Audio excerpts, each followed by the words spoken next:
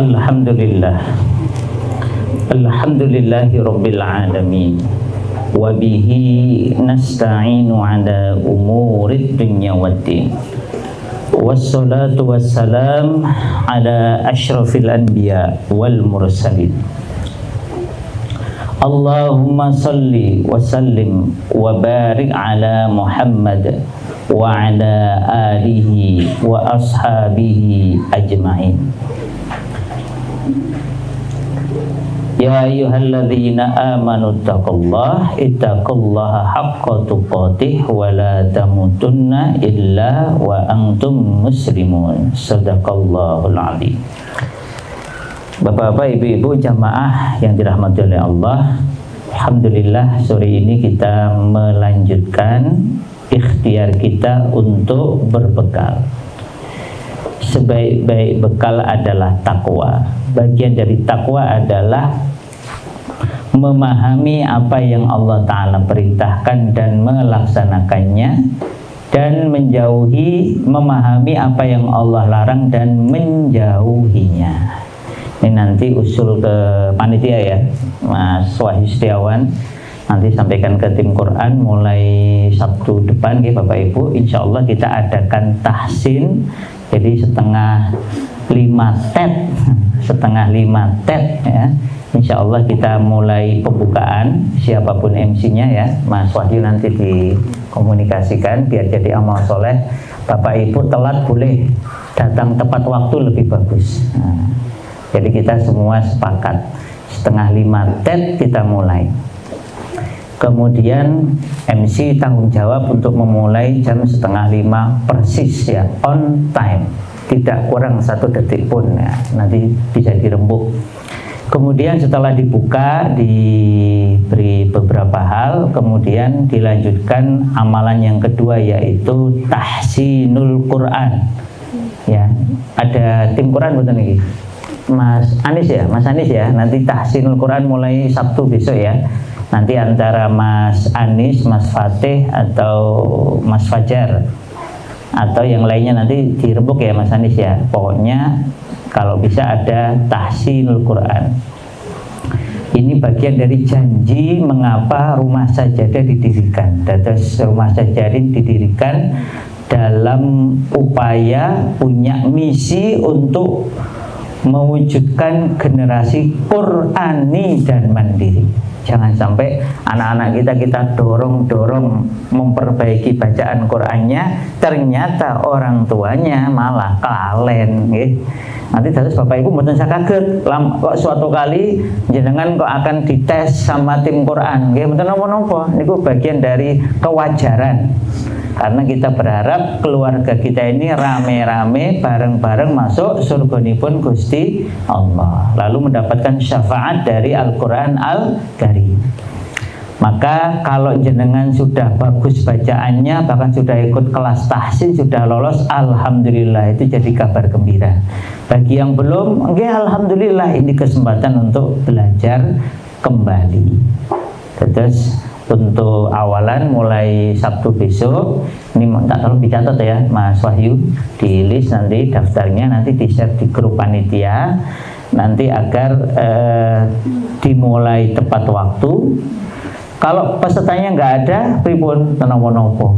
Karena hadisnya itu ada penggembala kambing tetap diperintah untuk azan dan iqomah meskipun tidak ada jamaahnya.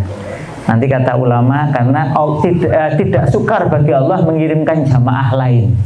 Manusia nggak ada yang malaikat. Jadi kita ini kalau bikin amal soleh itu harus yakin bahwa ada jamaah minallah itu ya. Nggak ada urusan sama bapak ibu ini. Maka panitia nggak boleh tergantung, wah nek peserta ini pesaknya lagi dimulai. Udah, kita ini kalau modelnya kayak gitu, ya berarti kurang sempurna amal solehnya. Kita sempurnakan, pokoknya tugas Bapak Ibu tahu jam 16.30 sudah sampai sini. Tugas panitia tahu, paham, jam 16.30 mulai. Jadi tidak semua bagi tugas. Dan jangan saling mempengaruhi dalam urusan keburukan. Kemudian jam 16.35, ini saya sengaja umumkan di sini biar Bapak Ibu juga ikut mendengar nggih. 16.35 Ini kita mulai dengan tahsinul Quran. Kira-kira nggih 5 menit 10 menit nopo-nopo. Mulainya saking pundi? Al-Baqarah napa An-Naba? Al-Fatihah. Nggih, siap. Mulainya Al-Fatihah. Berarti juz 1 berarti ya. Nggih, nanti setelah Al-Fatihah baru nanti masuk ke juz 30. Apakah surat pendek dulu atau dari amma yatasaalun juz amma. Bagi yang sudah fasih alhamdulillah sekali lagi. Bahkan nanti kalau ada Bapak Ibu yang sudah, terutama Bapak-bapak nggih, Bapak-bapak yang ternyata sudah hafal Quran sekian juz, bahkan 30 juz, bahkan sudah lolos tahsin, malah bagus. Nanti bisa ikut berperan, bukan hanya santri sajadah atau tim Quran sajadah, malah jenengan yang mimpin tahsin. Nanti juga begitu ibu-ibu. Sehingga kita ini ta'awanu 'alal birri wat taqwa. Nah, Bapak Ibu sekalian, apa hubungannya dengan tema kita? Sebagaimana temanya Al-Hadyu An-Nabawiyyu fi Tarbiyatil Aulad fi Dhau'il Kitab was Sunnah. Maka kita berusaha setiap aspek kehidupan kita ini mengikuti petunjuk Rasulullah sallallahu alaihi wasallam. Tidaklah baik satu pendidikan kecuali rujukannya adalah Rasulullah sallallahu alaihi wasallam. Tidaklah baik satu keluarga kecuali rujukannya adalah keluarga Rasulullah sallallahu alaihi wasallam. Tidaklah baik suatu generasi kecuali rujukannya adalah generasi didikan Rasulullah sallallahu alaihi wasallam, termasuk dalam ar-radha'ah, dalam melakukan pengasuhan yang khususnya nanti berkaitan dengan penyusuan. Apa itu penyusuan? Penyusuan adalah yang menyedotnya bayi dari puting susu seorang wanita, terutama ibunya. Memang kalau di kalangan para ahli fikih itu sampai sedetail itu ya, sampai didetail-detailkan. Kenapa? Agar tidak salah paham. Meskipun di zaman sekarang ini ada juga nyedot bayi dari apa niku namanya pun alat ini niku? Dot. Nah, dari dot. Bukan lagi ASI. Maka ini tentu saja bukan yang dimaksud oleh para ulama terdahulu tentang ar-radha. Jadi yang dimaksud ar-radha atau ar-radha'ah itu ya menyedotnya bayi dari puting susu wanita yang memang mengeluarkan ASI. Bisa pertama ibunya sendiri, ketika ibu ini mengalami halangan maka bisa menggunakan ibu susuan. Dan kemudian memang di dalam fikih modern itu juga dimasukkan bisa menggunakan alat yang lain. Tetapi nanti kita cermati dalam kajian-kajian para ulama, termasuk yang kurang atau tidak dianjurkan, yaitu meminum dari alat bantu, kemudian isinya bukan ASI tapi ASS, air susu sapi atau yang semacamnya. Itu yang paling baik. Nanti saya sengaja bawa buku yang lain, nanti kita baca hasil riset tentang manfaat ASI. Nah, ini mengikuti perintah Allah Ta'ala, wal walidatu yurdi'na auladahunna haulaini kamilaini liman arada ayyutimmar radha'ah. Jadi ini mengikuti perintah Allah Ta'ala bahwa para ibu yang melahirkan, yang memiliki anak itu hendaklah menyusui anak-anaknya selama 2 tahun penuh bagi yang mau menyempurnakan penyusuan. Maka kalimat haulaini kamilaini liman arada ayyutimmar radha'ah di kalangan para ulama itu dimaknai bahwa ini pertama bermakna wajib, atau pendapat yang kedua bermakna sunnah muakkadah. Artinya ini sesuatu yang amat sangat dianjurkan. Bila tidak ada halangan, maka sempurnakanlah penyusuan sebanyak 2 tahun. Tapi nanti ada yang menarik di kalangan para ulama. 2 tahunnya itu dihitung dari mana? Nanti ada juga pendapat yang menarik tentang 2 tahun ini tadi. Nah, kemudian manfaat dari penyusuan 2 tahun penuh ini amat sangat banyak, baik dari segi kesehatan maupun maksudnya kesehatan fisik maupun dari segi kejiwaan. Menariknya, ini bukan hanya bermanfaat bagi bayi, tetapi juga bermanfaat bagi ibu yang menyusui tersebut. Beberapa riset ilmiah membuktikan bahwa ketika ibu menyusui anaknya itu terjadi emotional bond, psychological bond yang sangat kuat, yang sangat baik. Hubungan emosi, hubungan psikologis yang sangat baik antara anak yang disusui dengan ibunya ini, sehingga kalau tidak ada halangan amat sangat dianjurkan ibu-ibu ini menyusui. Nanti kita tahu di zaman Umar bin Khattab itu begitu bayi lahir itu nanti diberi tunjangan menyusui, tunjangan anak oleh pemerintahnya Umar bin Khattab. Awalnya tidak, awalnya setelah disapih anak dikasih tunjangan. Tetapi ketika suatu malam Umar bin Khattab itu mendengar bayi menangis, anak menangis, lalu ibunya komentar, aku sengaja menyapihnya karena tidaklah Khalifah Umar memberi tunjangan kecuali anak telah disapih. Maka Umar bin Khattab kemudian mengubah segera malam itu juga peraturan yang beliau anggap zalim walaupun niatnya baik itu. Pokoknya mulai malam ini tidak ada bayi lahir kecuali setelah dia lahir dia dapat tunjangan dari pemerintah. Sekarang pemerintah mana yang kayak gitu nih? Kita perlu mencari risetnya itu. Berarti pemerintah itu mengikuti kebijakannya Amirul Mukminin Umar bin Khattab. Terus perintah ini perintah bagi para ibu untuk bersungguh-sungguh berusaha menyusui anak-anaknya ini berarti penting untuk disiapkan baik bagi yang belum menikah maupun yang sudah menikah hal-hal semacam ini. Kemudian ulama juga mengatakan maaf ini kita baca dulu ayatnya yang lain. Wa qala Allah Ta'ala wa wasainal insana biwalidayhi ihsana. Allah telah mewasiatkan dalam makna mewajibkan manusia untuk berbuat ihsan kepada kedua orang tuanya. Setelah itu Allah khususkan keistimewaan ibu. Hamalathu ummuhu kurhan wa wada'athu kurhan wa hamluhu wa fisaluhu 30 syahrun. Kalau yang awal tadi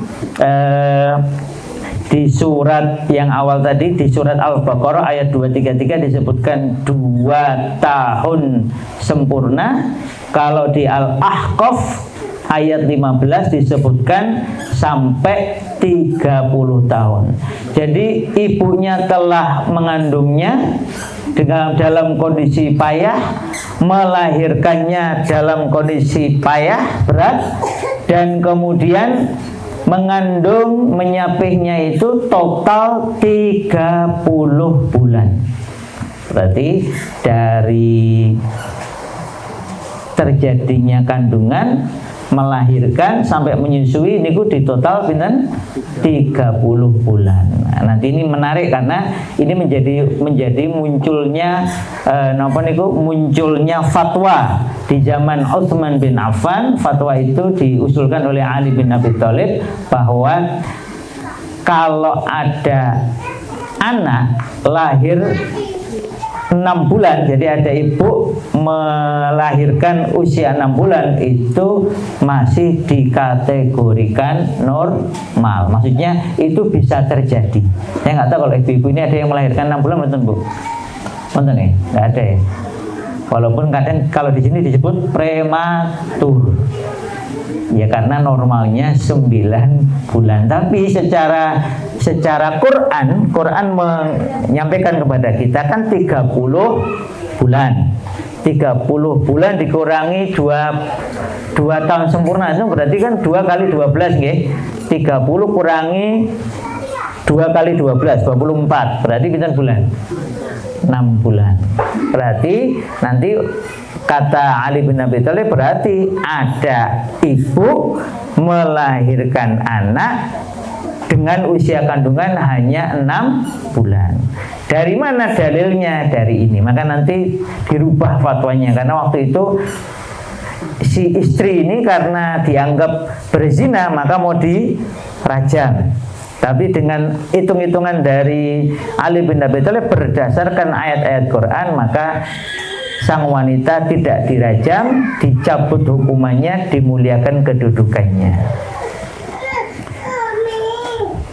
Kemudian di dalam ayat yang lain surah Luqman ayat 14 Allah Ta'ala berfirman wa wassaynal insana biwalidayhi hamalathu ummu wahnan ala wahnin wa fisalu fi amaini anishkurli wali walidayk ilayyal masir. Ini juga ditegaskan tentang haulaini kamilaini ya.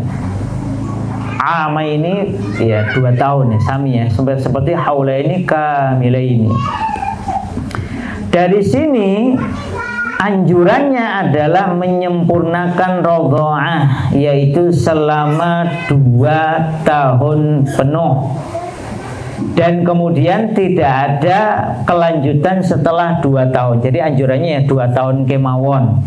Meskipun nanti ada ulama yang membolehkan di atas 2 tahun. Kemudian ada juga yang tidak melarang ya, sekali lagi tidak melarang. Nah, ini memang terjadi perbedaan pandangan. Di kampung kami itu pernah sampai 5 tahun. Kising gila sinten niku. Memang agak susah. Kadang itu napa niku ibu-ibu mesti paham nggih. Menyapai anak itu kan tidak ringan ya. Tidak mudah, apalagi kalau anaknya ya namanya anak biasa minum ASI kemudian nggak minum, itu kan ada nangisnya, ada merengeknya, macam-macam. Maka memang ada tahapan untuk menyapai anak. Kalau tiba-tiba diputus, ya pasti anaknya nggak siap. Tetapi ketika diberi tahapan yang baik, nah, maka insya Allah anaknya siap. Begitu 2 tahun sudah tidak lagi ASI. Sehingga kasus yang di kampung kami itu yang masuk sampai gede ini kayak ngono, udah mau masuk TK loh, itu masih nyusui, masih menyusu kepada ibunya. Ibunya juga sebenarnya sudah agak sepuh waktu itu. Ini karena anak ragil, jadi akhirnya ibunya mergo ragil terus angel, anaknya merasa nggak lagi punya adik ya lanjut, repot. Sehingga kemudian perlu tahapan yang lebih panjang. Nah, dari sini Bapak Ibu sekalian, sekali lagi ada hitungan 2 tahun. Liman arada ayyutimmar radha'ah. Sehingga dari hitungan ini di atas 2 tahun sebagian tidak menganjurkan, tetapi juga membolehkan selama memang memungkinkan. Lalu bagaimana kalau belum 2 tahun sudah berhenti menyusuinya? Maka itu kalau memang ada udzur syar'i seperti punya kesundul adiknya atau yang lainnya, maka itu dibolehkan. Jadi Bapak Ibu sekalian, dari sini kita mengetahui, ini menarik penjelasan para ulama di beberapa kitab, bahwa anjuran menyusui anak, memastikan anak mendapatkan ASI kalau bisa sampai maksimal 2 tahun, itu menunjukkan penjagaan Allah kepada anak dan juga ibu. Jadi pertama, penjagaan Allah kepada anak. Jadi ketika Allah berfirman nahnu narzuqukum wa iyyahum, atau di ayat yang lain nahnu narzuquhum wa iyyakum, kami yang memberi rezeki kepada kalian dan kepada anak-anak kalian, maupun dalam ayat yang lain dibalik kami yang memberikan rezeki kepada anak-anak kalian dan kalian, itu Sampai segitunya. Jadi sampai nanti di kalangan para ulama itu mewajibkan orang tua untuk memastikan anak terpenuhi haknya dalam berasi. Jadi dipenuhi. Ketika tidak bisa dipenuhi oleh ibunya karena satu dan lain hal, maka orang tua wajib mencarikan pengganti. Ketika pengganti dicari-cari nggak bisa, ya akhirnya barulah kemudian kepepet gimana lagi, dibantu menggunakan tadi ASS atau yang lainnya. Tapi di kalangan para ulama ini termasuk yang kurang disukai, ya, tidak disukai. Maka usahakan mencari yang dari manusia, karena anak manusia. Masa anak manusia dikasih mungkin anak kayak sapi sih salah, buatan anak kan. Lah pun biasa diajari mo. Ayo le ngaji mo gitu kan ya. Saya ngajari sinten lah wong tuane ini ASS. Pripun. Nah, itu guyonan, tapi menurut saya itu guyonan yang perlu dicermati. Kalau yang sudah kadung ya pripun meleh pun kadung. Bagi yang belum berencana punya anak lagi, ada yang punya rencana anak lagi enten nggih ketinggalan nggih. Ya masih produktif tadi. Ya sebagian. Nah, atau ya nanti untuk cucunya, jadi cucunya diingatkan tentang persiapan ini ya. Anak-anaknya itu nanti disiapkan kalau punya anak besok nduk diusahakan untuk berasi. Nah, apa tuh manfaat ASI? Nah, ini saya tadi sudah kumpulkan di kitab yang lain. Nah, apa tuh manfaat ASI ini? ASI ini punya banyak manfaatnya. Sebenarnya saya juga beli buku judulnya, ini riset nih, Lifespan Development. Jadi perkembangan sepanjang hayat itu ya. Tulisannya Prof. John W. Santrop. Itu menarik juga karena itu meneliti tentang apa dampak-dampak di masa balita untuk masa-masa berikutnya sampai nanti masa tua. Jadi buku Lifespan Development itu biasanya memang meneliti urut-urutan kehidupan manusia, apa yang terjadi pada masa itu dan apa dampaknya di masa mendatang. Nah, ini salah satunya adalah ASI. Ini riset membuktikan, ini dikutip oleh Dr. Aswad dalam bukunya Manhaj At-Tarbiyah An-Nabawiyah Lit-Tifl. ASI merupakan ransum atau konsumsi lanjutan untuk pembentukan anak. Jadi setelah anak di dalam kandungan ibunya itu meminum dari ibunya, maka setelah dia lahir, dia lanjutannya adalah ASI. Inilah penyebab terkuat dianjurkannya minum ASI.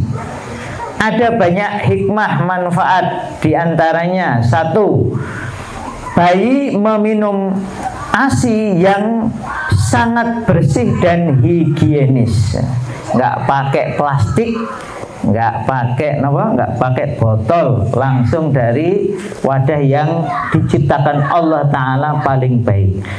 ASI tidak dingin juga tidak panas. Kemudian selalu ada setiap saat. Ini dianggap ibunya normal nih. Tidak rusak karena disimpan sesuai dengan lambung bayi. Kemudian memenuhi segala kebutuhan gizi bayi. Terus penelitian membuktikan bahwa di dalam ASI itu terkandung semua yang diperlukan oleh bayi. Ketika itu diganti dengan susu formula, apalagi susu sapi, ya itu tentu sekali berbeda. Karena kebutuhannya anaknya sapi ini beda dengan kebutuhannya anaknya manusia. Sapi itu nggak perlu ngomong Bapak Ibu, nggak perlu berakal, otak punya tapi akal tidak. Dan kemudian berbicara. Jadi para peneliti itu membuktikan bahwa kemampuan berbicara itu kemampuan yang luar biasa istimewa. Yang itu nggak ada di hewan-hewan. Kalau di film ada, tapi kan kenyataan betul nggih. Jenengan ngajari ngomong sinten sing bisa ngomong. Burung beo, punya burung beo.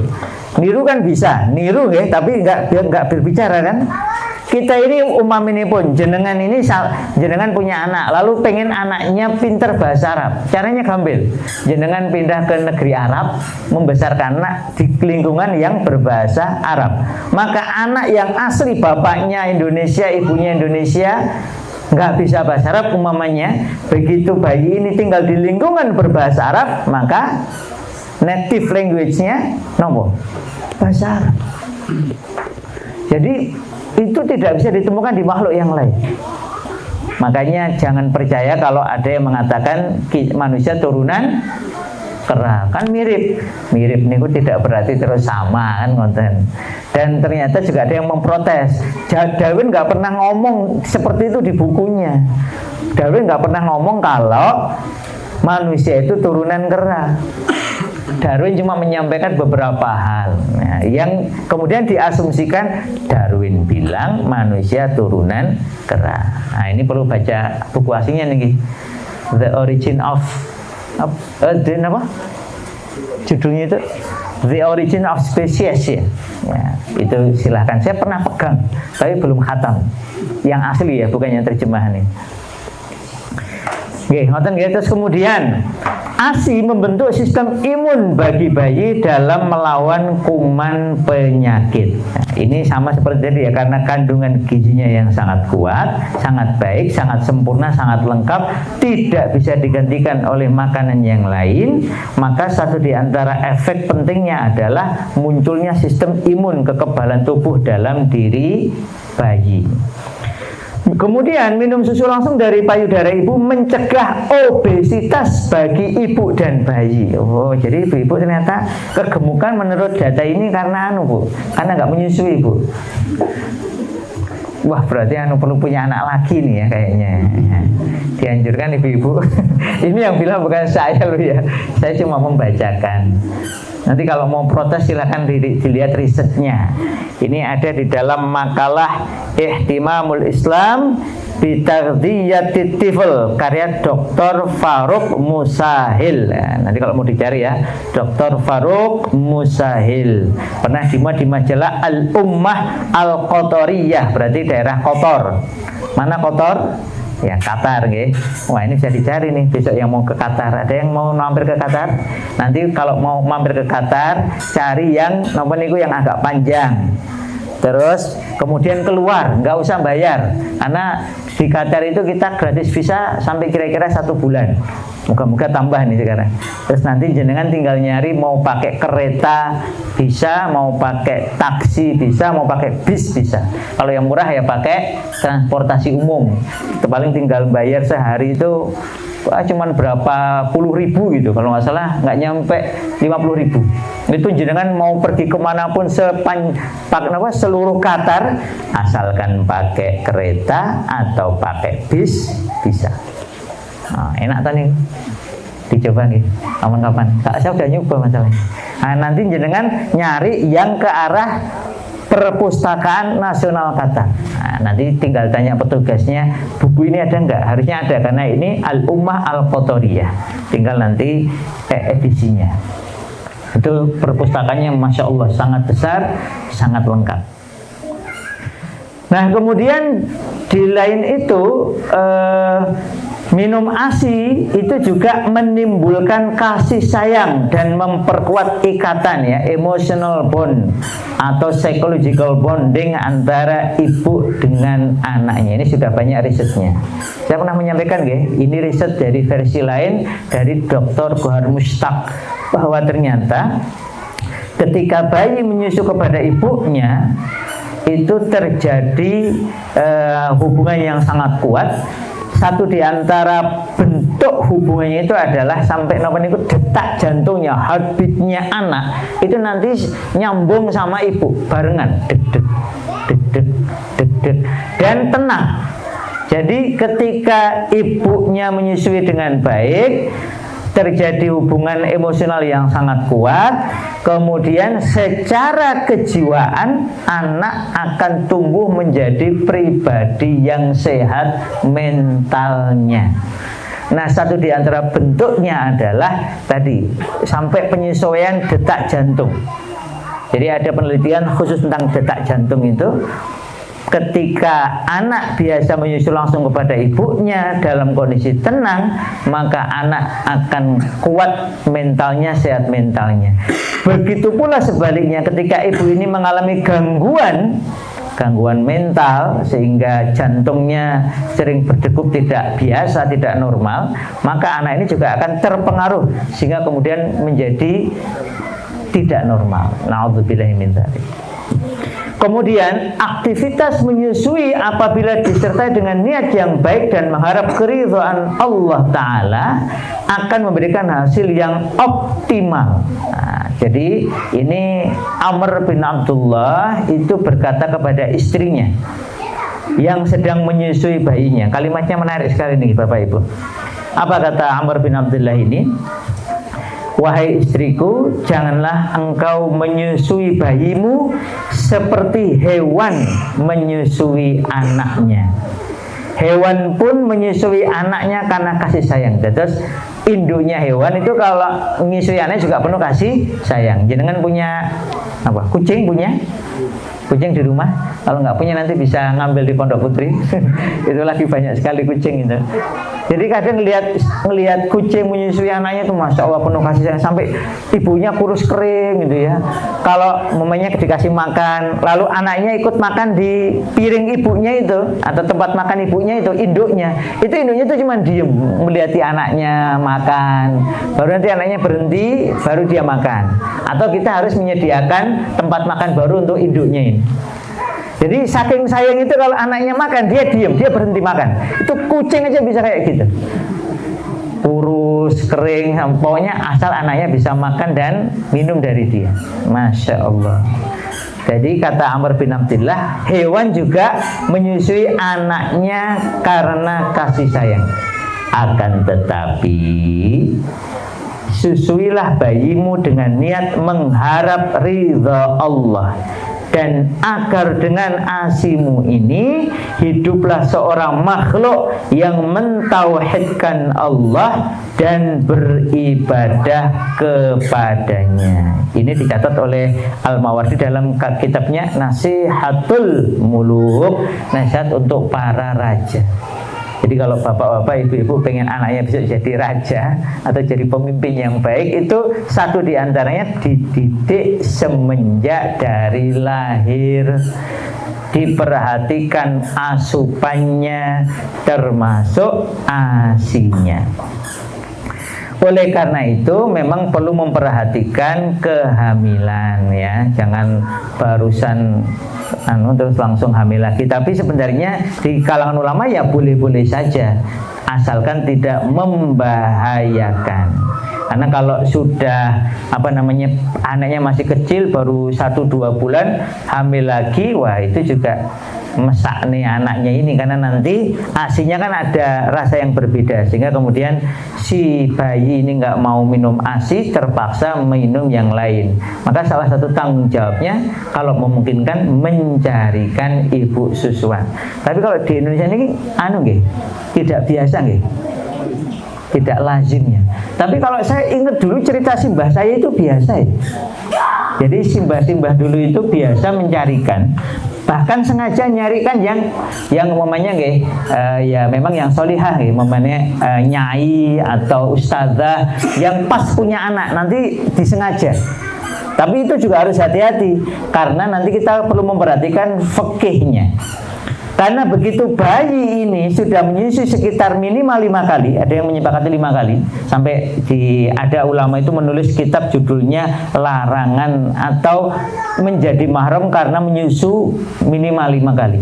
Kalau cuma sekali 2 kali itu enggak. Tapi kalau sudah minimal 5 kali, itu jumhur ulama mengatakan itu sudah jadi mahram karena susuan. Sehingga itu yang perlu diperhatikan. Nah, kalau kita mau besanan sama orang soleh, kita menyusukan anak kita ke istri yang solihahnya itu kan jadi repot. Kita kan nggak bisa besanan. Tapi kalau memang itu dicari barokahnya seperti yang dilakukan oleh ibunya Hasan Al-Basri. Karena nanti Hasan Al-Basri waktu kecil itu sempat disusukan kepada Ummu Salamah, sehingga nanti Ummu Salamah menjadi ibu susuannya. Cuma nggak diberi keterangan berapa lama. Betul nggih Bapak Ibu sekalian, jadi menyusui ini kalau kita perhatikan ASI ini menjadi amat sangat penting untuk menjadi hal yang kita lakukan kepada anak-anak kita. Lalu juga nggih matur suwun, bagaimana anak yang masih menyusui ini secara fikih gimana nantinya gitu. Ya. Jadi kita kembali ke ibunya dulu, ibu susuan ini.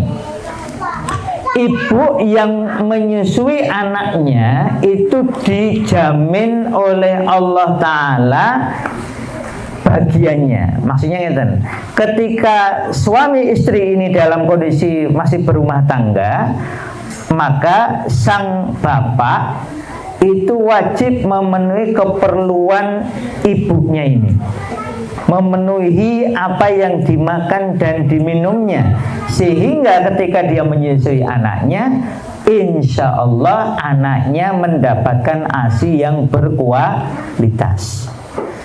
Ketika sudah bercerai, ya, maksudnya dalam kondisi bercerai, kok bismillah habis nikah cerai atau sebelum lahir cerai, maka nanti ada masa iddah, bismillah kok hamil. Maka kemudian selama, kan sudah kadung cerai ya, selama hamil dan kemudian melahirkan itu, sang ibu ini berhak mendapatkan nafkah dari mantan suaminya untuk memastikan terjaganya anak tersebut.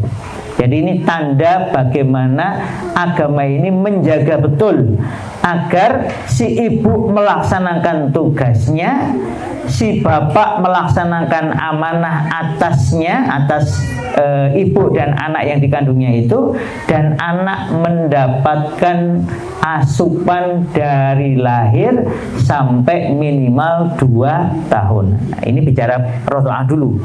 Karena nanti setelah itu nanti ada bagian yang lain namanya pengasuhan atau riayah. Tetapi dari sisi rodoah, ulama mengatakan bahwa saking seriusnya dan memang agama ini amat sangat memperhatikan setiap makhluknya, maka begitu bayi lahir, saat itu orang tua wajib memenuhi kebutuhan anak ini, termasuk keperluan ASI. Oleh karena itu, ketika tidak ada uzur syar'i, sang ibu wajib memenuhi kebutuhan ASI anaknya. Sehingga sebagian ulama itu memakruhkan, bahkan mengharamkan ibu meninggalkan kewajiban menyusui anak demi selain itu. Ini kalimat para ulama. Karena Allah aula bikum. Allah itu lebih tinggi kedudukannya daripada yang lain, daripada pekerjaan, daripada bahkan kalau sang suami memaksa, ojo wis rasahan. Kalau nggak ada udzur syar'i, maka perintah Allah didahulukan atas selainnya. Sekali lagi, kalau tidak ada udzur syar'i, maka perusahaan yang baik, lembaga yang baik itu memberi kesempatan ibu yang melahirkan itu untuk menyusui anaknya, tidak membebaninya sehingga menjadikan tidak bisa memenuhi. Ini kalau pengalaman ibu-ibu ini minimal berapa? ASI eksklusif ini berapa bulan, Bu? Berapa, Pak? 6 bulan. Nah, berarti minimal 6 bulan itu disebut ASI eksklusif. Artinya bayi tidak makan minum selain ASI. Lah kalau yang dulu yang awal tahnik kan kurma. Ya kalau itu sudah ada tuntunannya. Tuntunan lebih penting daripada pendapat orang. Kan ada dokter, wah kalau saya berpendapat sebentar, jenengan boleh berpendapat, Dok. Prof boleh, mau prof, mau dok, mau yang lainnya monggo. Tetapi dalil agama yang sudah jelas kesohihannya itu kita dahulukan daripada pendapat manusia. Bahkan disebut oleh para ulama, pendapat baru boleh disebut pendapat kalau ada dalilnya. Kalau tidak ada dalilnya bukan pendapat. Tapi no, wahab sakarpe dewi mboten. Maka mau dokter mau profesor kalau dia menyelisihi syar'i maka sebaiknya tidak dipakai. Tapi memang nanti di kalangan ulama dibahas dulu. Kalau tahnik niku wajib nopo sunnah kan ngoten. Kalau sunnah kan berarti ya nggak ada masalah kalau nggak dipakai. Yang kedua itu kan hanya di awal, bukan terus tiap hari ya Pak. Wah tiap hari terus pakai tahnik impoten di awal kemauan. Itu nanti satu di antara manfaatnya adalah untuk menstimulus agar bayi ini memiliki respon menghisap yang baik. Oke, terus dari sini si ibu dilarang, tidak boleh dibiarkan mengikuti nalurinya kalau dia salah. Maksudnya ibu ini nggak mau nyusui, ini kan salah, bermasalah. Ini harus ada dari pihak keluarga, dari suaminya yang menyiapkan si ibu ini atau mengarahkan ibu ini agar mau memenuhi kewajibannya sebagai ibu, yaitu menyusui anaknya. Oke, clear gini. Terus dari pihak ibu, maka ibu ini harus disiapkan, harus menyiapkan diri untuk siap memenuhi tanggung jawabnya sebagai ibu yang menyusui anaknya. Kemudian ini menarik nih cermatannya Dr. Aswed ini. Saking pentingnya ASI, Rasulullah Shallallahu Alaihi Wasallam menunda pelaksanaan rajam bagi ibu si bayi yang telah berzina. Kita tahu ceritanya nggih di Madinah. Itu Rasul bilang jangan. Kamu balik ke rumahmu, kamu susui anakmu sampai 2 tahun. Betul, kemudian ibu ini menyusui anaknya sampai 2 tahun. Setelah selesai baru kemudian kembali. Walaupun sebagian ulama juga berpendapat bahwa sebenarnya kalau ibu ini tidak melaporkan ke Rasulullah Sallallahu Alaihi Wasallam, insya Allah mengampuninya karena kesungguhannya untuk bertaubat. Tetapi karena masing-masing pihak ini memang ya tenanan, maka si ibu diminta sampai melahirkan, sampai menyusui, sampai kemudian beliau lapor ke Rasulullah, anaknya dikembalikan kepada keluarganya, si ibu dihukum rajam. Tetapi ini menunjukkan bahwa penjagaan terhadap bayi itu tetap dilakukan bahkan ketika si ibu ada masalah syar'i.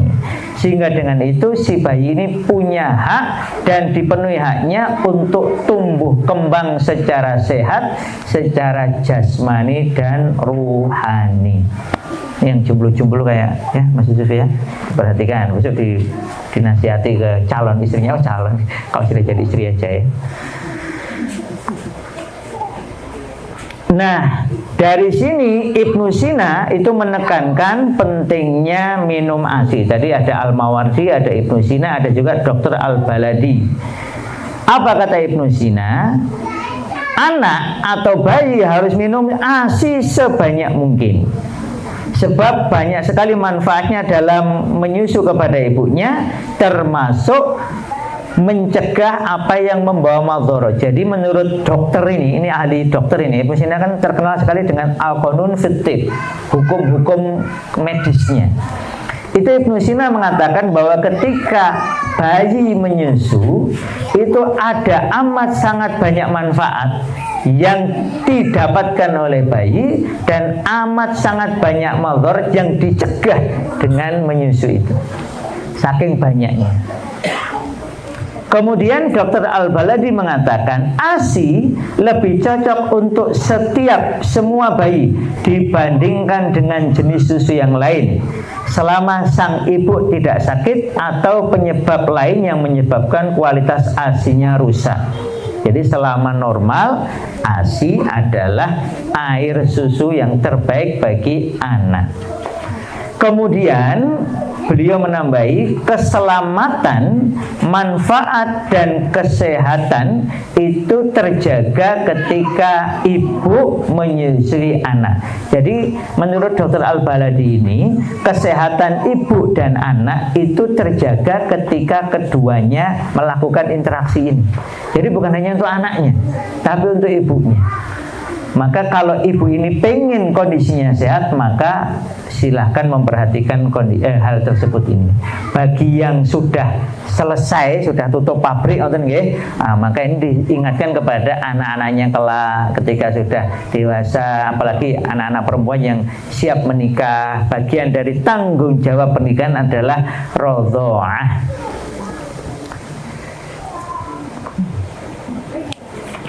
Terus ini hal yang sangat penting. Nah, ini kemudian beberapa hukum fikih berkaitan dengan bayi yang menyusui.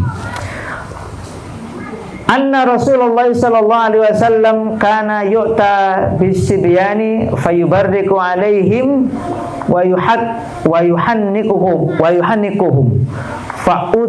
fa'utiya bisabiyyin fabala alaih fada'a bima'in fa'adbahu baulah. Rasulullah SAW, kata Ibunda Aisyah, itu biasa ya kalau ada bayi lahir didatangkan kepada beliau itu bayi-bayi. Lalu apa yang beliau lakukan? Pertama, beliau mendoakan keberkahan untuk bayi tersebut. Kemudian yang kedua, mentahniknya. Ini jelas nih, ini dalil yang banyak sekali. Jadi memang tahnik itu bukan kemauan kita, tetapi petunjuk dari Rasulullah Sallallahu Alaihi Wasallam. Maka kalau bisa kita lakukan itu. Doakan keberkahan, tahnik bayinya. Nah, suatu kali ada bayi yang masih menyusu, itu kencing di saat digendong oleh Rasulullah SAW. Maka bagaimana cara membersihkannya? Beliau hanya minta air lalu memercikinya. Nanti dalam riwayat yang lain itu membersihkannya atau mengguyurnya dengan air di bagian yang kena kencing tersebut. Cukup. Itu sudah cukup, tidak harus dicuci semuanya. Di dalam riwayat yang lain, fabala fi hijrihi fada'a bima'in fasabbahu alaihi. Beliau minta air lalu bukan memercikinya tetapi menyiramkan air tersebut di atas bagian baju yang terkena kencing. Kemudian di dalam riwayat yang lain dari Ummu Qais binti Mihsan, bahwasanya Rasulullah SAW itu didatangkan bayi yang masih menyusui. Lalu saat di bangku, bayi itu kencing. Falam yazid ala an nadhha bil ma. Beliau tidak melakukan kecuali hanya memercikinya dengan air. Jadi di dalam riwayat yang lain disebutkan walam yaghsilhu ghaslan. Beliau tidak mencucinya. Jadi cukup diperciki atau disiram di bagian yang terkena kencing. Ingat, selama bayinya hanya ASI. Nah, kalau sudah di luar ASI, maka sudah berubah kaidah fikihnya. Sebagian ulama ya harus dicuci. Imam Asy-Syafi'i berpendapat dengan dalil-dalil ini cukup disiram. Sementara mazhab Hanafi dan Maliki itu berpendapat harus dicuci. Ini kalau yang tidak ada perbedaan pandangannya, pokoknya yang sudah makan dan minum selain ASI ya harus dicuci. Tapi nyucinya juga nggak harus repot-repot banget nih Pak, nggih. Cukup pakai air mengalir bisa nggak semuanya? Cukup sebenarnya. Tidak harus pakai sabun untuk mboten. Tapi kalau mau disendirikan ya enak, karena ini masih kalau kebiasaan keluarga kami itu kalau yang yang terkena yang urusan bayi itu ada ember khusus. Wah, jadi kangen saya ini. Sudah lama ya nggak ngurusi ember khusus bayi gitu. Baunya kan khas nih Pak nggih. Bapak biasanya sih nggih Pak nggih. Baunya kan khas. Matake kangen nih. Kemudian bagaimana kalau bayinya ini masih menyusu dibawa ke masjid? Nah, ini yang tidak dibahas di kitab itu dibahas di sini. Makanya saya bacakan yang ini. Tadi kencingnya, sekarang membawanya ke masjid. Seorang ibu boleh membawa bayi yang masih menyusu untuk pergi ke masjid dan ikut sholat berjamaah. Jadi bayinya nanti kan digeletak gitu ya, ditaruh di depannya. ada di tempat yang aman. Syaratnya apa? Satu, ibunya memang menginginkan. Yang kedua, suaminya mengizinkan. Jadi ibunya menginginkan, suaminya mengizinkan. Karena Rasulullah SAW pernah membiarkannya. Karena Rasulullah SAW yasma'u buka as-sabi ma'a ummihi fayaqra'u bi suratil qasirah awil khafifah. Jadi Rasul pernah jadi imam, lalu mendengar buka as-sabi, tangisan bayi yang hadir di masjid beserta ibunya. Kan nggak mungkin tau bayi usia 2 bulan 3 bulan ngerangkak saking rumah, kan nggak mungkin. Makanya ini kalimatnya ditegas ma'a ummihi, bersama ibunya. Lalu beliau membaca surat Al-Qasirah awil khafifah, membaca surat yang pendek atau yang ringan. Di dalam suatu riwayat beliau membacanya juga Al-Mu'awwidzatain, yaitu membaca surat Al-Falaq dan surat An-Nas pada waktu subuh.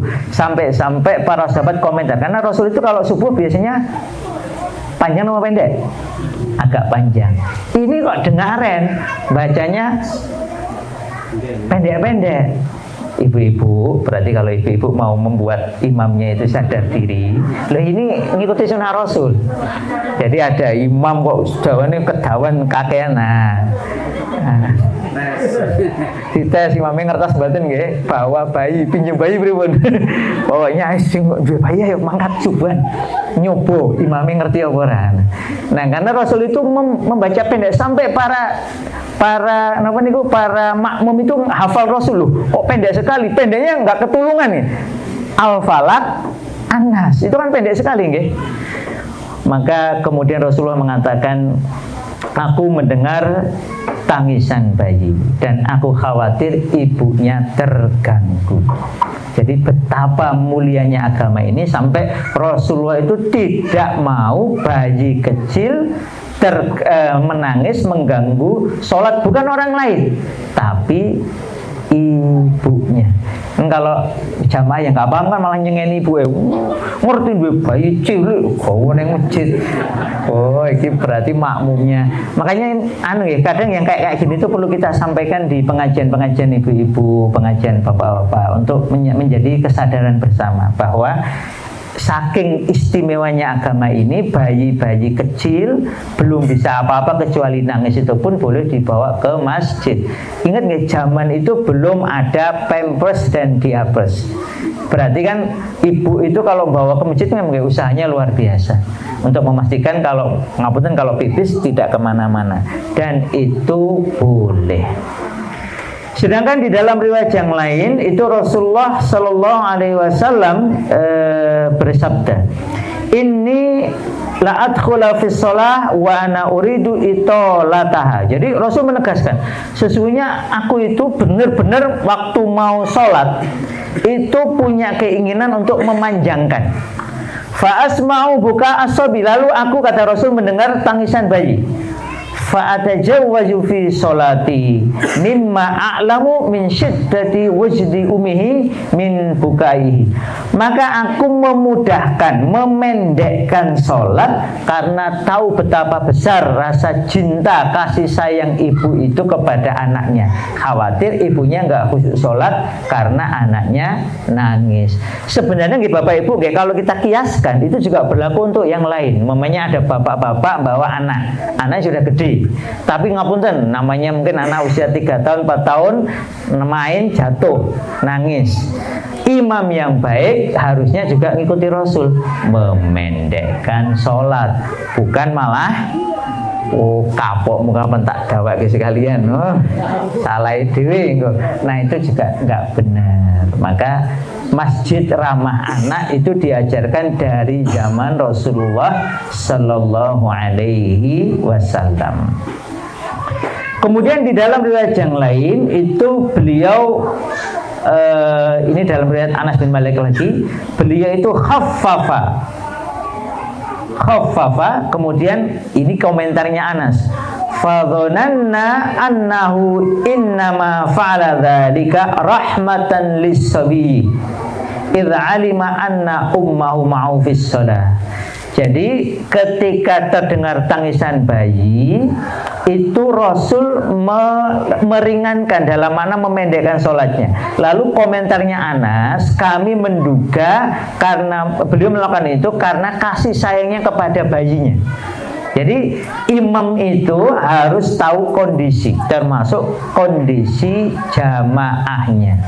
Maka kalau ada jamaah membawa anak kecil atau bayi nangis, maka imam yang baik seperti Rasul, khaffafas shalah, meringankan sholat. Itu bagian dari kasih sayang. Man la yarham la yurham. Jadi imam harus sayang kepada jamaahnya. Siapa yang menyayang, siapa yang tidak menyayangi, maka dia tidak akan disayangi. Oke, demikian Bapak Ibu sekalian berkaitan dengan ar-raudha'ah. Sebenarnya tadi saya itu tergoda mau bacakan riset-risetnya, tapi anulah ya, di forum yang lain mawon. Kita tetap ke kitab yang utama dengan tetap kadang-kadang merujuk 1-2 kitab yang lain.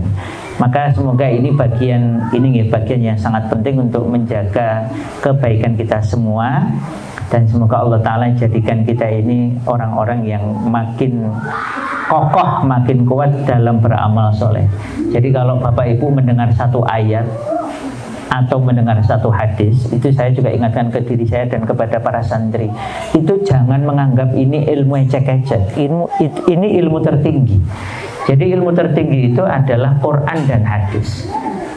Kan kadang kita itu ngapunten nggih, kalau membaca buku bahasa Inggris dari profesor, doktor, riset manusia itu kelihatannya tinggi sekali. Tetapi kemudian kita baca Quran, baca hadis itu kan asal baca, asal dengar mboten. Jadi kalau kita baca ayat Al-Quran itu kita diperintahkan untuk betul-betul kalau bisa mendalaminya. Saya tadi membaca komentarnya Pak Fahrudin, Kiai Ahmad Dahlan itu ngajar Al-Asr wal Asri itu enggak 1-2 pekan. Dalam catatan sejarah menurut Pak AR itu mengajarkannya itu sekitar 3 bulan. Itu hanya bahas 6 bulan malah 6 bulan membahas Al-Asr. Al-Ma'un itu dibahas kira-kira 3 bulan. Itu jenengan bisa bayangkan itu daya tahan pengajarnya dan muridnya. Walaupun kita tahu nanti muridnya sempat protes ya. Ya kok niku meleh. Enggak ganti-ganti ya wis apal sampun. Loh wis mbok amal ke sampun. Maksudnya diamal ke pripun? Nggih pun kula waos pas salat subuh. Karena pendek tuh. Bukan itu. Nanti di penjelasannya Kiai di Suja itu Suja mengatakan bukan begitu. Karena Suja kan hadir di situ. Kata Kiai Ahmad Dahlan itu bukan begitu maksudku. Kalian sudah melakukan isinya ayat itu atau belum? Jadi jenengan bisa bayangkan dari 2 surat pendek ini saja itu lahir satu persyarikatan besar namanya Muhammadiyah. Yang kalau jenengan nanti membaca ini kisah yang asli dari para pendiri maupun dari para pengurus intinya ya. Mana ini sama seperti kalau kita baca NU, baca Hidayatullah, baca Persis, saya punya buku-bukunya. Baca napa niku Masyumi, saya juga punya bukunya. Itu kita lihat bahwa kesungguhan mereka untuk menggali dari Quran, dari hadis itu yang melahirkan gerakan-gerakan besar yang bertahan lama. Maka jangan sampai kalau jenengan ketemu satu ayat saja, itu jangan sampai menyepelekan. Ketemu satu hadis jangan sampai menyepelekan. Betapa banyak sahabat itu pergi jauh-jauh hanya untuk nyari satu hadis. Ingat Jabir bin Abdullah dalam kitab Rihlah fi Thalabil Ilmi atau Rihlah fi Thalabil Hadis, ada 2 kitab memang.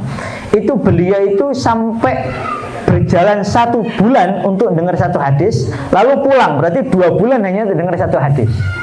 Dengan berapa jam dari rumah ke sini? Nggak perlu 2 bulan ya. Nah, maka sekali lagi ini satu amalan yang sangat besar, sangat baik.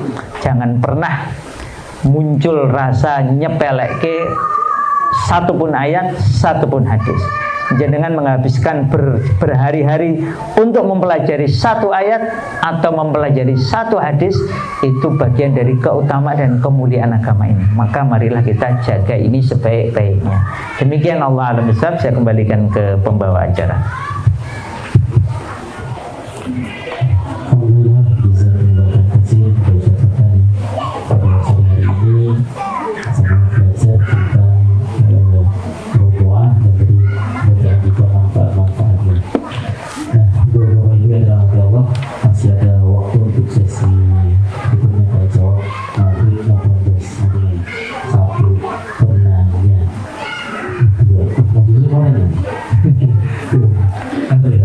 Ya malah bagus no. Oke. Itu sama rasa sini saya. Iya, monggo bisa dulu. Bismillahirrahmanirrahim.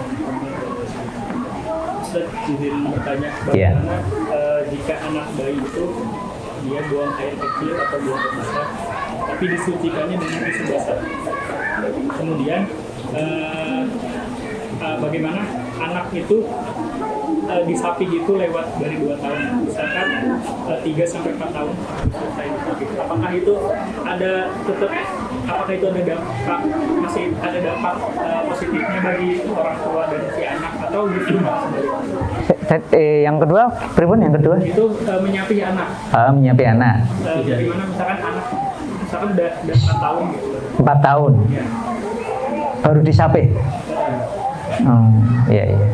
Oke, yang pertama dulu, bagaimana membersihkan dengan tisu basah? Ya, selama bersih boleh. Apalagi kalau mohon maaf, kalau kita lagi safar, nggak memungkinkan pakai nopo, nggak memungkinkan biasanya pakai pampers ya, pakai diapers. Kemudian kalau kencing kan lebih gampang ya, tapi kalau kotoran tuh pakai tisu basah, kemudian kita keringkan, kita pastikan tidak ada kotoran yang tinggal, ya boleh. Cuman memang nanti ada, ini kalau ini dari medis ya, kalau dari sisi fikih sejauh yang saya ketahui itu dibolehkan karena kan memastikan bersih menggunakan alat apapun yang memungkinkan membersihkannya. Cuma yang perlu kita perhatikan adalah dari aspek medis, karena tisu basah kan ada kandungannya, itu yang perlu kita perhatikan. Maka kalau saya dulu setelah dibersihkan itu nanti begitu pulang di rumah dibersihkan kembali pakai air untuk memastikan agar kandungan di tisu basah kan kadang sensitif bagi bayi, apalagi di tempat yang vital ya, yang sensitif. Itu yang pertama. Yang kedua tentang menyape. Anjurannya menyape di kalangan jumhur ulama adalah 2 tahun. Nah, perbedaannya ini saya sebutkan dulu. Perbedaannya di kalangan para ulama adalah anak lahir dihitung 2 tahunnya dari lahirnya itu. Tapi ada juga yang menghitung dari usia kandungan. Paham maksud saya nggih? Kalau usia kandungannya 9 bulan, berarti nyapingnya itu 21, pokoknya dihitung sampai 30 bulan gitu ya. Jadi dihitungnya itu 30 bulan dari kandungan. Kalau kandungannya 9 bulan, berarti sudah terkurangi 3 bulan. Sehingga ketika sudah lewat yang belum nyampe 2 tahun sebenarnya itu maka sudah harus diikhtiarkan disapi. Karena tadi pernyataan salasuna 30 bulannya tadi itu. Kan 30 bulannya kan dihitung dari semenjak hamil. Nah, ini pendapat. Maka ada yang berpendapat itu dihitungnya bukan dari lahirnya 2 tahun, tetapi dari usia kandungan. Sehingga kalau dia lahirnya 7 bulan atau 8 bulan atau 9 bulan ya tinggal dikurangi sampai nanti totalnya menjadi 30 bulan kemudian baru disapi. Ini termasuk yang dianjurkan. Jadi 2 pendapat ini, 2 tahun penuh setelah lahir, entah berapapun jumlah bulan kandungannya, atau yang kedua dihitung dari kandungan sehingga 30 bulan totalnya, ini yang diutamakan. Di atas 2 tahun, bagaimana? Di atas 2 tahun kurang dianjurkan. Jadi kalau bisa 2 tahun itu sudah mulai disapi, kecuali ada yang lain, karena memang ada yang membolehkan. Tetapi ketika anak usia 4 tahun itu pun gede ya Pak nggih. Apun pelayan-pelayan ngoten niku, coba bayangkan tiba-tiba dia sudah lancar ngomong, 3 tahun sudah lancar ngomong. Lalu tiba-tiba di depan pabrik masih minta kayak gitu, itu gimana? Sing izin enggak hanya kata ibu anak itu 4 tahun lebih itu masih nyusu. Ya. Tapi kan nggak setiap hari ya, ditanyakan lagi ya. Jadi ini sekali lagi bukan kasus per orang, tetapi ini kaidah fikihnya. Jadi di kaidah fikihnya, kalau sudah di atas 2 tahun itu anjurannya disapi. Ada yang membolehkan, tetapi kan tentu saja bukan terus berlanjut berlama-lama, gitu. Apakah boleh? Ada yang membolehkan. Nah, kalau buat tenang hatimu ya ada yang membolehkan. Sudah kadung, bukan salah antum, tuh nggak apa-apa. Tapi kalau bisa jadi orang tua, kalau sudah 2 tahun diusahakan disapi. Nah, kalau 2 tahun diharapkan sudah berhenti, maka latihan nyapihnya sebelum 2 tahun. Sama seperti anak, diharapkan anak itu usia 10 tahun sudah beres sholatnya, maka mendidiknya semenjak usia 7 tahun gitu. Nah, agar 7 tahun anak sudah mulai siap dibimbing, dibina untuk sholat, maka sebelum 7 tahun sudah ditanamkan kecintaan pada sholat. Nah, urutannya begitu. Jadi ada masa namanya masa penyiapan. Sehingga ketika 2 tahun harapannya anak sudah bisa disapih, maka sebelum 2 tahun dilatih sapih. Begitu tet 2 tahun anak sudah terbiasa, sehingga sudah siap disapih. Demikian, Allah alam. Mulai. Nggih, monggo. Salam warahmatullahi terkait tadi peran ayah tadi kan dia disebutkan ayah yang masih ataupun yang sudah cerai itu kan menanggung ibu dan anaknya. Nah, mungkin kalau secara panduan dari Allah dan Rasulnya itu peran ayah itu ngapain aja Ustaz yang bisa dilakukan dari kalau yang mau saya lakukan itu kan amal baik. Tapi kalau emang ada tuntunannya kan itu lebih ya Ustaz. Tuntunannya sebenarnya yang buat ayah dalam proses penyusuan itu apa sih? Iya. Jadi yang secara fikih maka ayah ini punya kewajiban untuk menafkahi istri dan anak. Ketika masih suami istri tentu saja nafkah bulanan itu ya, nafkah yang memang harusnya diberikan kepada istri itu ya tetap diberikan. Nanti di kalangan ulama kan kemudian apakah boleh si istri meminta tambahan nafkah karena dia itu harus menyusui anak. Tambahan nafkah berkaitan dengan keperluan boleh, tetapi merepotkan suaminya sehingga membebaninya itu nggak boleh. Ini dibahas juga di kalangan para ulama. Jadi sang suami tidak boleh membebani istri melebihi kapasitasnya. Sang istri juga tidak boleh membebani suami di atas kapasitas suami. Umpamanya mentang-mentang lagi hamil terus minta napa niku napa nek namanya pun napa? Ngidam. Karena kemarin ada yang viral.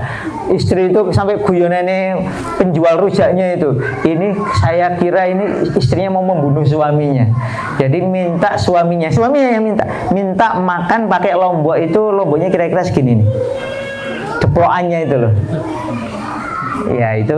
Nah yang kayak gitu itu kan tentu saja tidak perlu dipenuhi. Jadi apa-apa yang melewati kapasitas, baik kapasitas tadi ya cuma urusan makan sampai ke kapasitas nafkah itu tidak perlu dipenuhi.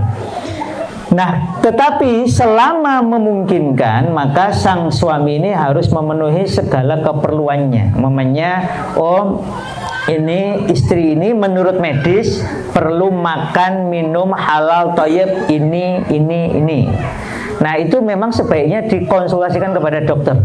Ada beberapa dokter itu yang melarang, contohnya ini saya pernah temui, melarang minum madu banyak-banyak. Itu nanti erat kaitannya dengan kondisi kandungan. Kalau kondisi kandungannya itu sudah, bayinya ini diperkirakan sudah sekian kilo, kemudian kalau minum madu dan semisalnya berpotensi menambah berat, sehingga nanti ketika ketika melahirkan terlalu berat, nah itu nggak boleh. Nah ini makanya harus dikonsultasikan kepada dokter. Karena ada juga yang kalau ini malah perlu. Kenapa? Karena berat janin itu masih belum standar, sehingga makan, minum semisal madu itu membantu untuk menaikkan berat. Nah makanya yang semacam ini memenuhi gizinya ibu hamil maupun ibu yang menyusui itu tetap sebaiknya dikonsultasikan kepada ahli. Bagus lagi lebih dari satu dokter. Istilahnya tim dokter itu, saya pernah punya teman itu namanya second opinion, itu tetap perlu. Jadi kita perlu punya pendapat kedua kalau mampu ketiga, sehingga nanti kita bisa menakar dan kemudian bisa mengkonsultasikan secara lebih fair. Oh, umpamanya ya, tapi harus hati-hati ya, jangan sampai menyinggung dokternya. Sudah tanya saya masih tanya dokter yang lain, maksudmu apa? Nah itu kalau nggak hati-hati juga dokternya kadang tersinggung. Tetapi malah saya diberitahu oleh teman-teman dokter, kadang Ustaz Fatan kita perlu punya second opinion atau third opinion. Kenapa? Karena dokter ini mungkin punya kecenderungan begini. Dengan dikonsultasikan kepada dokter atau ahli gizi, itu nanti kita bisa mendapatkan sudut pandang yang lebih kaya. Makanya kalau kami dulu biasanya kalau urusan kesehatan itu tanya ke dokter yang pokoknya dokter normal itu, tetapi kadang kami juga tanya ke dokter yang ahli herba. Nah, terus kami konsultasikan, kalau begini gimana dok? Kalau penggantinya secara herba ada enggak? Memungkinkan enggak? Nah, nanti kan dokter ini bisa memberi masukan. Oh, yang ini memungkinkan karena begini. Kandungannya ini, penggantinya seperti ini. Kalau yang ini enggak memungkinkan. Nah, itu bagusnya ketika kita konsultasi ke dokter. Karena waktu itu sempat ada saran makan ini, minum ini. Bukan dari dokter. Nah, ini kan mau dipercaya ya perlu konfirmasi, tapi nggak dipercaya sudah saya buktikan. Nah itu kan kalimat yang rada membingungkan. Saya dulu waktu hamil. Nah makanya tetap perlu dikonsultasikan. Nah semua ini di dalam kerangka kita mampu, maksudnya bukan kan ada, mohon maaf nggak, ada beberapa asupan yang harganya mungkin terlalu mahal. Nah kita kalau bisa nyari jenis asupan yang sama tetapi sesuai dengan kemampuan kita. Contohnya niku napa niku kalau di hamil atau melahirkan itu saya pernah dapat itu. Tapi ini karena dibelikan jadi ya saya dapatnya gratis. Napa niku yang untuk kayak omega 3 nggih, kayak omega 3 setahu saya. Itu kan ada yang harganya itu kan rada lumayan. Tapi ternyata ada juga yang harganya itu terjangkau. Nah, yang semacam itu saran saya tetap dikonsultasikan. Tugas suami memastikan bahwa asupan untuk istri yang menyusui, yang nanti menjadi ASI bagi anaknya itu baik. Karena kami pernah konsultasi ketika bayi kami itu usia berapa bulan itu demam. Terus diapakan ini bayinya sama asinya ini. Maka atas saran beberapa pihak termasuk dokter, itu si ibu meminum obat dan herba tertentu yang nanti akan menjadi ASI bagi anak. Nah yang kayak gini ini perlu dikonsultasikan. Nah silahkan nyari yang memungkinkan untuk diajak konsultasi hal-hal semisal itu. Semua nafkah menjadi tanggung jawab suami. Kalau seorang ibu, seorang istri memiliki sumber nafkah dan mampu membantu, silahkan. Tetapi yang perlu kita ingat bapak-bapak, tanggung jawab menafkahi ada pada suami. Bahkan ketika sudah bercerai, maka tanggung jawab anak ini ketika masih di dalam kandungan atau ketika lahir termasuk menyusui, maka si istri yang sudah dicerai tetapi menyusui anak dari si lelaki ini bahkan juga tetap diwajibkan menggaji, dalam tanda kutip menggaji ibu yang sudah dicerai ini untuk menyusui anaknya. Kalau si ibunya tidak sanggup atau tidak mau, maka si bapak wajib secara fikih mencarikan ibu susuan untuk bayinya tersebut sampai bayinya berusia tadi ya kira-kira 2 tahun. Demikian, Allah a'lam bishawab.